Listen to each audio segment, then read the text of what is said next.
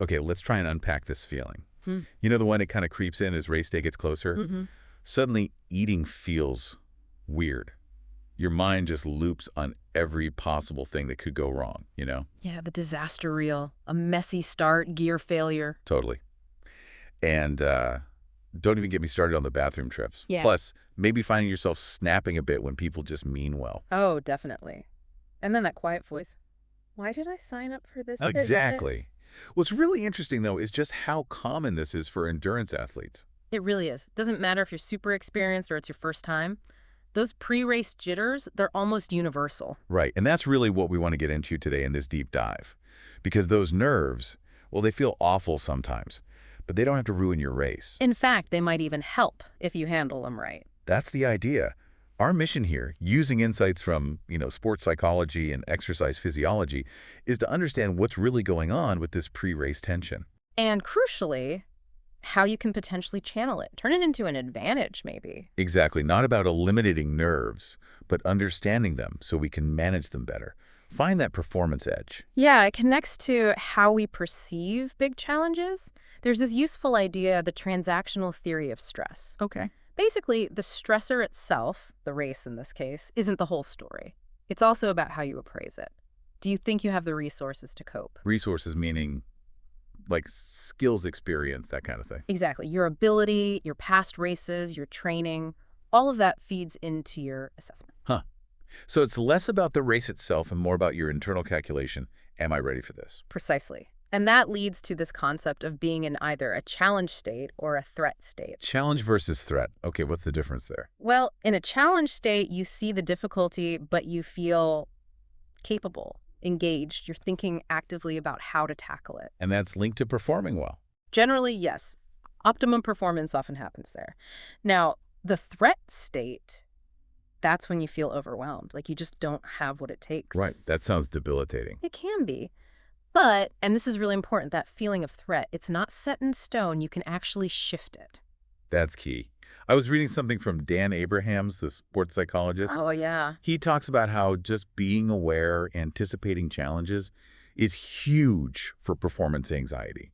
You can even see it in body language sometimes, he says. That's a great point. That awareness, that anticipation, it shows the mental game starts way before the gun goes off. And that awareness is the first step, really. Right. To understand what flips that switch between challenge and threat, there was a study back in 2010 in a Scandinavian sports science journal.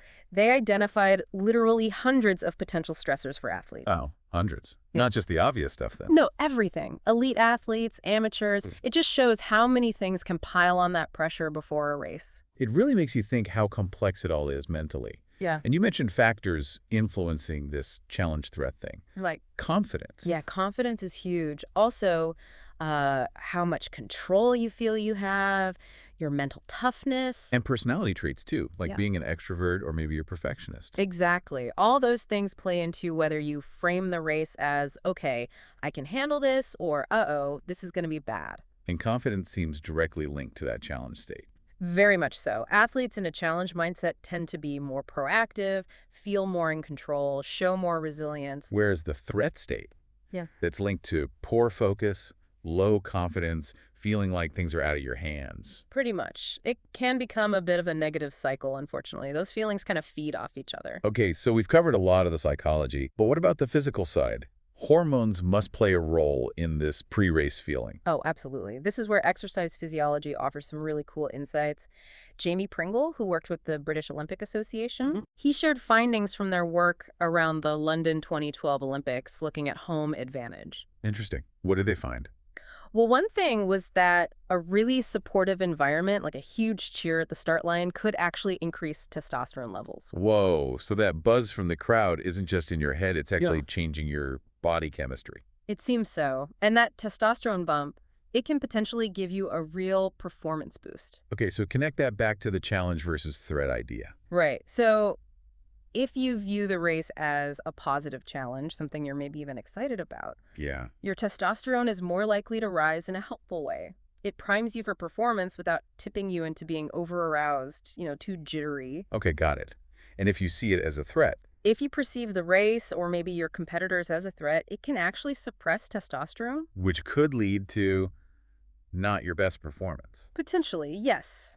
An inferior performance. So your mindset seems to directly influence your hormonal state, which then impacts performance. Mind blown a little bit.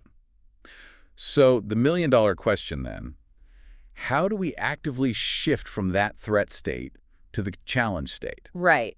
Because personality is somewhat fixed, but these psychological approaches can really help. Okay, let's get practical. What are these strategies? You mentioned goal setting earlier. Sounds simple, but maybe it's more nuanced. It definitely is. There's a great quote from triathlon coach Darren Smith: confidence equals competence. Confidence equals competence. I like that. And setting the right kind of goals builds that competence. He talks about 3 types: outcome, performance, and process goals. Okay, break those down. Outcome goal, that's the big prize, right? Like finishing position. Exactly. Maybe aiming for, say, top 15 in your age group. That's the outcome. Gotcha. And performance goals, more about hitting certain times to get that outcome. Spot on. So to get that top 15, maybe your performance goal is finishing under 12 hours. It's measurable, time-based usually. Makes sense. And the last one, process goals. These sound like the in-the-moment actions. Yes. Process goals are all about how you do things, your technique, your strategy, the skills you use during the race. Can you give some examples? Sure, like focusing on a smooth swim stroke, maybe specifically your hand entry or body roll, or on the bike, consciously staying arrow on the flats. Or sticking to your nutrition plan on the run. Perfect example. It's about the method, and going deep helps not just smooth stroke, but focusing on specific parts like hand angle, kick rate. That gives you concrete things to focus on when you feel anxious. Okay, so of those 3 outcome, performance, process, which one should we really focus on? Seems like process might be the most powerful. You absolutely hit on it. While the outcome goal gives you direction, the process goals are arguably the foundation. Why is that? Because focusing on the how you swim, how you bike, how you fuel builds that competence we talked about. Oh, right. Confidence equals competence. Exactly, and that builds confidence. Plus, focusing on process keeps you grounded in the present moment during the race. You're focused on execution, not just the big, potentially overwhelming outcome. That makes so much sense. Control what you can control, right? Precisely. Okay. Next tool in the mental toolkit. Positive self-talk. We all have that voice in our head. And it can be your best friend or your worst enemy during hard effort. So true. You get that battle. Part of you wants to push, part wants to ease off. And what you're telling yourself in that moment massively influences which voice wins out. And there's science behind this too, isn't there? Something about cortisol? Yes, exactly. Nadja Walter's research at Leipzig University showed positive self-talk can actually lower cortisol levels. And cortisol is that stress hormone that can mess with performance. That's the one. It can impair power, decision-making. So less cortisol is definitely good on race day. Wow. So literally changing your internal script from, oh man, this hill is killing me, to something like, Okay, this is tough, but I trained for this. I can keep pushing. huge difference. Massive. Positive self-talk, like this is a challenge I'm ready for, builds belief, calms nerves. Negative talk, like this is crazy, I'll never make it, just undermines you and ramps up the anxiety. Okay, strategy number 3 sounds really practical. What if planning? Tell us about that. Yeah, this is super useful for tackling those specific worries that tend to buzz around your head before a race. Like getting a flat tire or bonking. Exactly. So maybe a month out, you sit down and make a simple 3-column list. Column 1, list your worries. Flat tire, stomach issues, getting lost, whatever it is. Okay, I can picture my list already. Column 2, prevention. What are you doing to minimize the risk? For the flat, maybe it's using robust tires, sealant, carrying a good repair kit. Right, being proactive. And column 3. Column 3 is your resolution plan. If the worry happens, what exactly will you do? Step by step.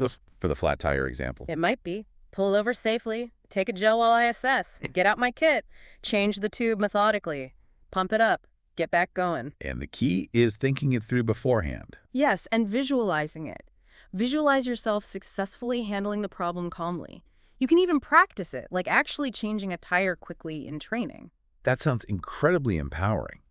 Like you're taking control back from the anxiety by having a concrete plan. It really is. It stops you from panicking if something does go wrong because you've already mentally rehearsed the solution. Builds huge confidence. Okay, one last strategy. The confidence list. Sounds straightforward. It is, but very effective. Simply write down your successes, good training sessions, races where you performed well, obstacles you overcame. And your strengths, too. Like, I'm a strong climber or I'm good at pacing. Exactly. Note down your strengths as an athlete. Then when you hit a rough patch during the race, You pull out that list mentally. you got it. Recall those successes, those strengths. It's another form of positive self-talk, really. Reminds you of what you're capable of, helps you dig deep. Okay, so let's tie this all together. Pre-race nerves, totally normal. Happens Wow. to everyone. Absolutely. But the game changer is understanding that difference between seeing the race as a challenge versus a threat. That appraisal is key. And the really good news is, even if we can't change our basic personality much, we can use these psychological tools. Definitely. Things like setting those SMART goals, especially process goals, Practicing positive self-talk, doing that what if, planning to feel prepared. and using that confidence list to remind yourself of your strengths. They all work together. To help shift your mindset from threatened to challenged and ultimately perform better. Exactly. It's about harnessing that nervous energy, not being defeated by it, approaching the race with more confidence, focusing on the process. That usually leads to the best outcomes. So for you listening, as you think about your own pre-race habits, those nerves that might pop up, consider how you could maybe use some of these strategies. Yeah, how can you reframe the challenge? What process goals can you set? What ifs can you plan for? It really drives home that mental prep is just as crucial as all the physical training, isn't it? It absolutely is. They go hand in hand for peak performance.